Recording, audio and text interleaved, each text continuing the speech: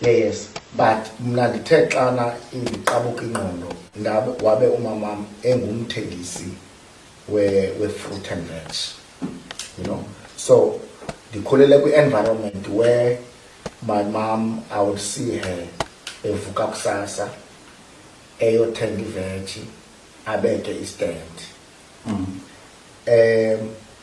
Ngela xesha ke kwakungekho any other source of income where mhlambi umama wam ebenokuthi ufumana uncedo phana pha. I must mention wena Brati that when I talk about my mom, ndifuna nawe uqwalasele into yokuba andifuna ukunika umama wam i-credit ndithi my mom did this on her own.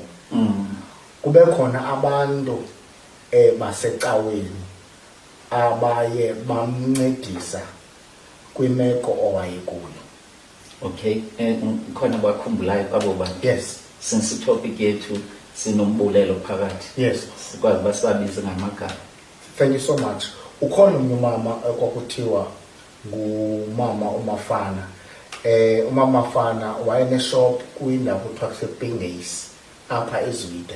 Okay, ndiyibona iPindays. Umama ke lowo wayekhonza nathi enkonzweni but ekhokhelwa ngumama wam ngokwasenkonzweni.